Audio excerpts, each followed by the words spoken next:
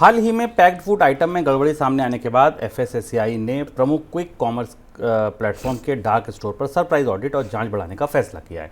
केवल वेयरहाउस ही नहीं, direct to consumer brand के यहाँ भी सरप्राइज विजिट की जा रही है।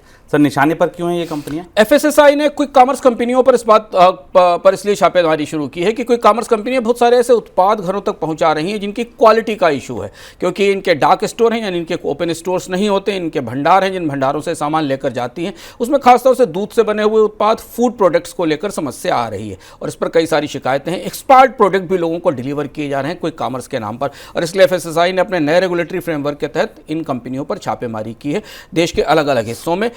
और इसमें कई जगह पनीर, दूध, दही और इस तरीके के सामान पकड़े गए हैं जो वास्तव में खराब थे, एक्सपायरी डेट के थे, जो लोगों तक सप्लाई किए गए, आपूर्ति किए गए। आप भी ध्यान रखें, कोई कॉमर्स का इस्तेमाल अगर शहर में आप भी कर रहे हैं, ब्लिंकिट, ज़ेप्टो जैसे, तो जो प्रोडक्ट आप पैक्ड प्रोडक्ट मंगवा रहे हैं उसकी क्वालिटी का, उसकी एक्सपायरी का, उसकी पैकेजिंग को ज़रूर देख लें। और एफएसएसआई का यह मानना है कि जल्दबाजी में ये कंपनियां जल्दी सामान पहुंचाने की होड़ में क्वालिटी से समझौता कर रही हैं और ख़राब सामान भी पहुंचा रही हैं।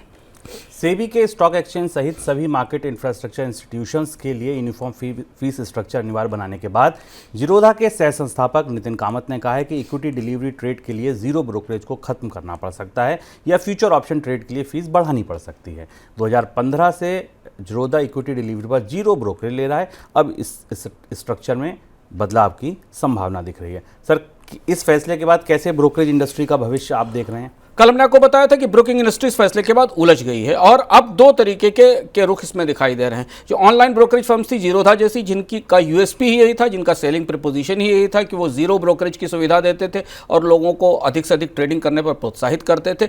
इस प्रोत्साहन की प्रक्रिया को बंद करना पड़ेगा। जीरोधा की तरफ से कहना है कि जो नया सर्कुलर है उसके बाद उनका जो जीरो ब्रोकरेज स्ट्रक्चर है वो हटाना पड़ेगा और एफ&ओ पर उन्हें चार्ज ज़्यादा बढ़ाने पड़ेंगे। दुविधा या शुभम यह है कि स्टॉक एक्सचेंजेस ब्रोकरेजेस को इस बात के लिए प्रोत्साहन देते हैं कि अगर वो ट्रेड का वॉल्यूम बढ़ाते हैं तो उनके चार्जेस कम कर दिए जाएंगे, खासतौर से डेरिवेटिव्स पर। सेबी रेगुलेटर बिल्कुल इसका विपरीत सोचता है। सेबी ये मानता है कि चार्जेस बढ़ाए जाएं एफ&ओ पे, जिससे लोग डिस्करेज हों और कम से कम एफ&ओ ट्रेडिंग में जाएं, डेरिवेटिव ट्रेडिंग में जाएं। अब इस सर्कुलर के बाद स्टॉक एक्सचेंजेस और ब्रोकरेज के बीच में एक फर्क दिख रहा है।